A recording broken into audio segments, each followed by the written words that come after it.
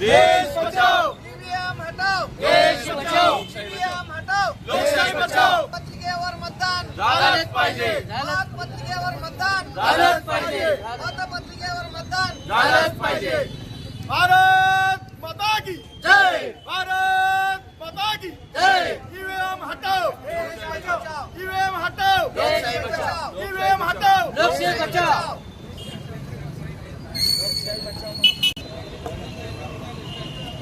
Ballot पेपरवर मतदान झालंच पाहिजे, बॅलेट पेपरवर मतदान झालंच पाहिजे, बॅलेट पेपरवर मतदान झालंच पाहिजे।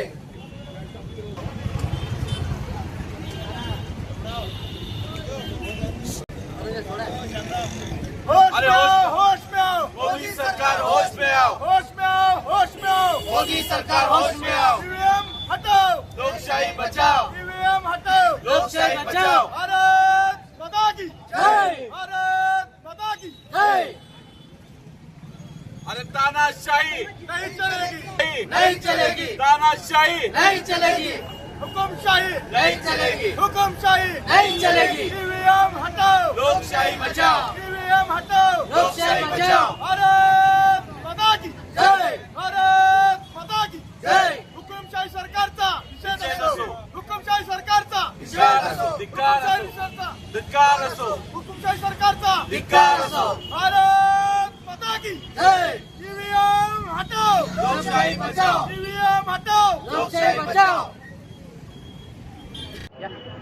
मी सलाउद्दीन शेख लोक बचाव कृती समितीचा निमंत्रक आज सोलापूर शहरामध्ये पूनम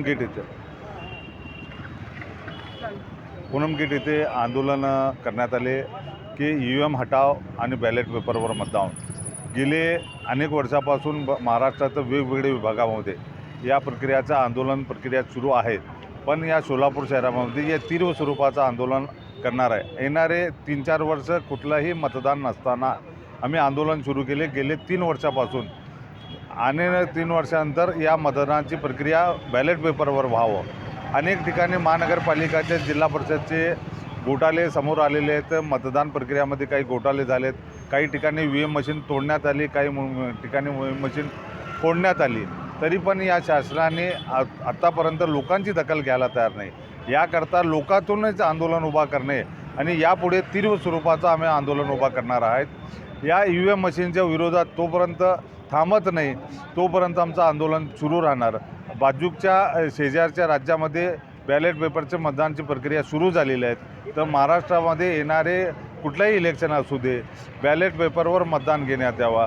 देशाच्या राष्ट्रपतीचं मतदान बॅलेट पेपर होत आहे, उपराष्ट्रपतीचं मतदान बॅलेट पेपर होत आहे, लोकातील निवडून झालेल्या लोकांनाही बॅलेट पेपरवर मतदान पाहिजे।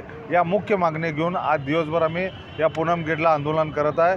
कृती समितीचे संपूर्ण कार्यकर्ते येणारे 3 वर्ष हे एकमेव ध्येय धोरण आंदोलन करणार की येणारे महानगर जिल्ह्याने जो काही इलेक्शन असेल बॅलेट पेपरवर झाला पाहिजे। बॅलेट पेपरवर न झाल्यास या कृती समिती गल्लीपासून दिल्लीपर्यंत आंदोलन करण्याची तयारी ठेवलेली आहे।